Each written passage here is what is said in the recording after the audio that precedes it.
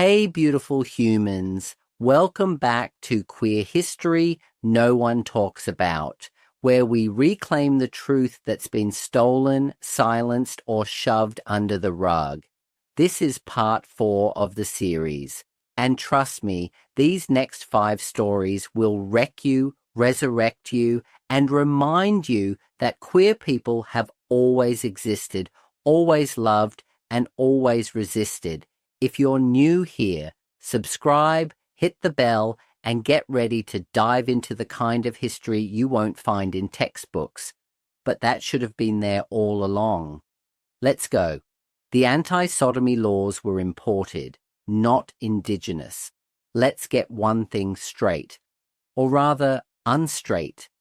Most of the countries that criminalize queerness today, they didn't create those laws. They inherited them from colonizers. British imperialism swept through the global south, installing anti-sodomy laws everywhere it went. Uganda, India, Pakistan, Jamaica, Kenya, Malaysia, all became targets of Section 377 or variations of it. And what did it say? That same-sex love was against the order of nature. But before colonization, so many of these cultures had fluid, sacred, and accepted expressions of queerness. These weren't just laws, they were weapons of control. And the fact that they're still in place in some countries today is a haunting echo of colonial violence. Queerness isn't un-African, un-Asian, or unholy. Those are colonial lies. We've got receipts. And we're reclaiming our truth. The two-spirit bull culture of the Zuni nation, long before the term non-binary was known, there were the Lamana of the Zuni nation, part of what is now called New Mexico. Lamana were people assigned male at birth who embodied feminine roles, energy, and dress. They were respected, not ridiculed. They were weavers, caretakers, spiritual leaders. The most famous Lamana, Wiwa, a cultural diplomat, artist, and community leader who was so brilliant they were sent to Washington, D.C. to meet President Grover Cleveland in 1886. Imagine that, a queer, non-binary indigenous icon in the White House in the 1800s, and yet most of us never heard that story. Why?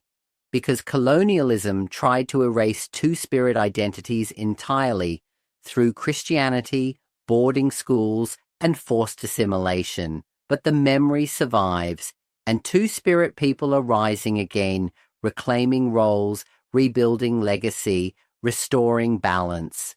The queer alchemists of medieval Europe, in a time when being queer could literally get you burned at the stake, some found clever, coded ways to survive.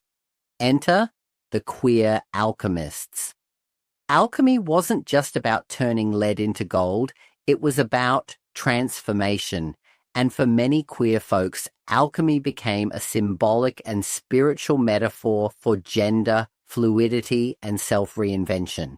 They used terms like divine androgyny, sacred opposites, and union of dualities to express queerness in mystic language. Some lived in monasteries or magical secret societies. Some saw the Baphomet, a figure combining all genders, as a sacred archetype of their truest selves. Our queer ancestors didn't just hide. They coded their brilliance into symbols, rituals, and spiritual practice. They turned survival into art and alchemy into liberation. The Roman emperor who had a husband, Nero and Sporus, let's talk, ancient Rome, because the gays were not just surviving, they were getting married in the palace. Yes, Emperor Nero, chaotic, controversial, and very bisexual, held not one but 2 public wedding ceremonies to men. One of them was Sporus, a young man who Nero dressed as an empress and paraded through the streets. The other was Dorophorus, whom Nero married in a full ceremony, but this time with Nero playing the bride. Were these healthy relationships? Probably not. Nero was a lot. But what matters is this: same-sex love was visible. It was part of empire, and it was not considered unnatural until later Christian influence reframed it that way. They say history repeats itself. Let's make sure this part does, but with more love and a lot more consent. The queer sisterhoods of China, the Golden Orchid societies, in 17th century China, thousands of women were saying, "Men, no thank you." They formed the Golden Orchid societies, secret networks of women who refused to marry men and instead swore sisterhood vows to each other. But these weren't just friends. They were lovers, partners, chosen family. These women built homes together, ran businesses together, and loved each other for life. In fact, they were so successful and common that matchmakers protested because women didn't want husbands anymore. This wasn't framed as lesbian in the Western sense. It was its own cultural expression of freedom, rooted in survival, solidarity, and soft rebellion. These women didn't just break the rules, they rewrote them. So what do these 5 stories have in common?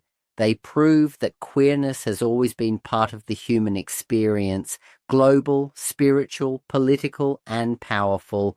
We've been colonized, criminalized, and erased. But we are still here, telling stories that were never meant to die.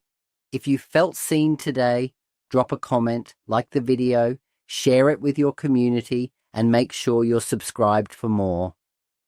Until next time, stay radical, stay sacred, stay unapologetically queer,